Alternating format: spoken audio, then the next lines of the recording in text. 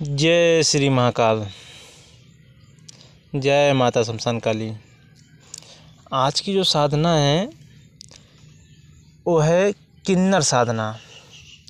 याद रखना, किन्नर साधना वाले की, साधक की कोई सामने वाला टक्कर नहीं ले सकता, कोई कितना बड़ा क्यों ना हो। याद रख लेना, क्योंकि किन्नर इनको भगवानों से वरदान प्राप्त हैं, क्योंकि इनके तंत्रों को, इनके मंत्रों को काटा जा ही नहीं सकता।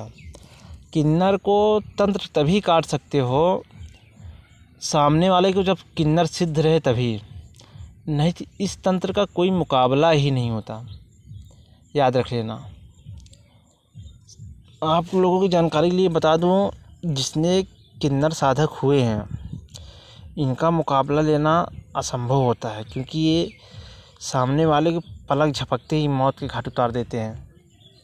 पलक झपकते ही। किन्नर साधना, किन्नर क्योंकि अपने वचनों के बहुत पक्के होते हैं सिद्ध होने के बाद। और सिद्ध हो जाए, इस साधक के मन मुताबिक चलते हैं, अब बहुत ही भयानक चलते हैं। इनको वही काट सकता है जिसको किन्नर की सिद्धियाँ हो सामने वाले को, तभी।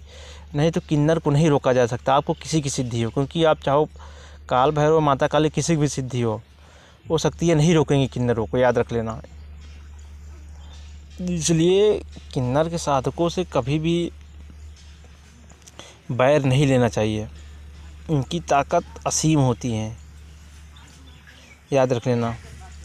आप लोगों को मैं कुछ जानकारियों की साधना में बता दे रहा हूँ, लेकिन ये होती ही बहुत ख़तरनाक है, क्योंकि किन्नरों की कोई चीज़ मिलती नहीं। मैं आपको बता दूं, सर्वप्रथम किन्नर की एक हड्डी चाहिए होती है, या तो पूरा लाश रहे।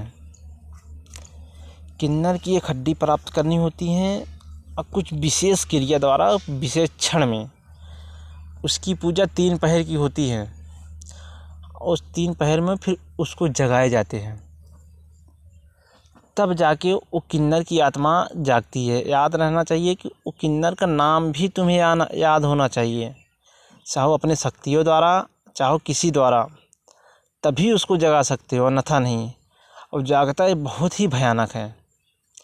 और जागने के बाद जब इसकी क्रियाएं सिद्ध हो जाए, तो आप कोई भी ऐसा कार्य ना हो जो दुनिया में कर ना पाओ। समझ ले, एक वरदान स्वरूप अगर जिसको दे दिए कि जाओ तुमको ये हो जाएगा, तो हो जाएगा, उसको कोई काट नहीं सकता। क्योंकि ये भगवान विष्णु के ही अर्ध रूप माने जाते हैं। याद रख लेना। इसलिए इनकी साधनाएं बहुत ही भयानक, बहुत ही कठिन होती हैं। सोच समझ के करना, जिसको करना हो। तो मैं जानकारी के तौर पे मैं आप लोगों को बता दिया। जय श्री महाकाल।